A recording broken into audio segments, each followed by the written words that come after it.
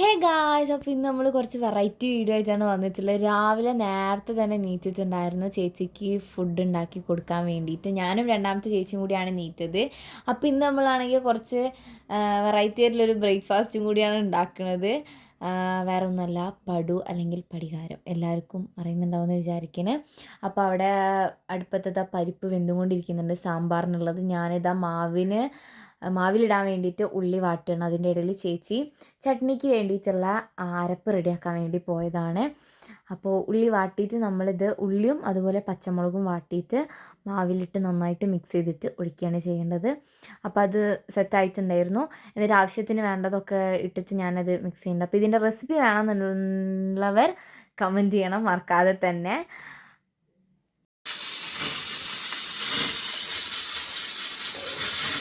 അപ്പോഴത്തേനും കുക്കറൊക്കെ ഒന്ന് സ്റ്റീം അടിച്ച് സെറ്റായി.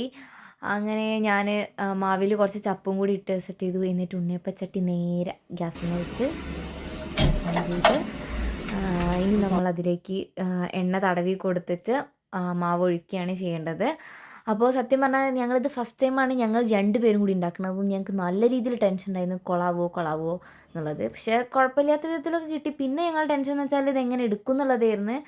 കഷ്ടപ്പെട്ട് സ്പൂൺ കൊണ്ടും പപ്പടക്കോലൊക്കെ വെച്ചെടുത്ത്. അപ്പോഴത്തേക്കും ചേച്ചി സാമ്പാറിൽ കഷ്ണമൊക്കെ അരിഞ്ഞ് വെച്ചതൊക്കെ ഇട്ട് ഞങ്ങളിത് രണ്ടാളും കൂടി അവിടെ ഇവിടെ നിന്ന് ചെയ്യുന്നതുകൊണ്ടാണ് രണ്ടും കൂടി ഞങ്ങളിങ്ങനെ മിക്സ് ചെയ്ത് വീഡിയോ എടുക്കുന്നത്. അപ്പോഴത്തേനും സാമ്പാറൊക്കെ ഒന്ന് തിളച്ചിട്ടുണ്ട്.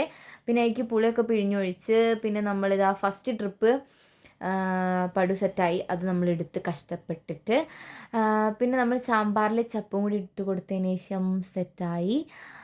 പിന്നെ പടു ഇതാ സെക്കൻഡ് ട്രിപ്പ് ഇട്ട് അതും നമ്മൾ എടുത്ത് അതിൻ്റെ മേലെ കുറച്ച് ചപ്പൊക്കെ വിതറിയിട്ടുണ്ടായിരുന്നു. കുറച്ച് കഷ്ടപ്പെട്ട് നമ്മൾ എടുക്കാൻ വേണ്ടിയിട്ട്. പിന്നെ സാമ്പാർ കുറച്ചും കൂടി ഒന്ന് തിളയ്ക്കാനുണ്ടായിരുന്നു. അതൊന്ന് തിള സെറ്റായി വന്ന് പിന്നെ നമ്മളിങ്ങനെ കടുക് പൊട്ടിക്കാം. കടുക് വറ.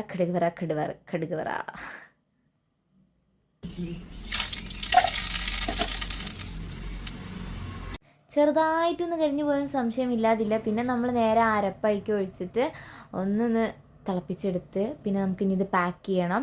എന്നും നമ്മൾ വാഴൻ്റെലാണ് പാക്ക് ചെയ്ത് കൊടുക്കാറ്. ഇന്നും അതേപോലെ തന്നെയാണ്. പിന്നെ സത്യം പറഞ്ഞാൽ തലേ ദിവസം ഇതാകുമ്പോൾ നമുക്ക് കറക്റ്റ് പറഞ്ഞു തന്നിട്ടുണ്ടായിരുന്നു ഇന്നത് കഴിഞ്ഞ് ഇന്നത് ഇടണം എന്നൊക്കെ ഉള്ളത്. ഫുൾ അമ്മ സെറ്റ് ചെയ്ത് തന്നിട്ടാണ് പോയിട്ടുണ്ടായിരുന്നത്. അതുകൊണ്ടാണ് ഇത്രയും പെർഫെക്റ്റ് ആയി കിട്ടിയത്. അപ്പോൾ ഇന്നത്തേക്ക് ഇത്രയേ ഉള്ളൂ.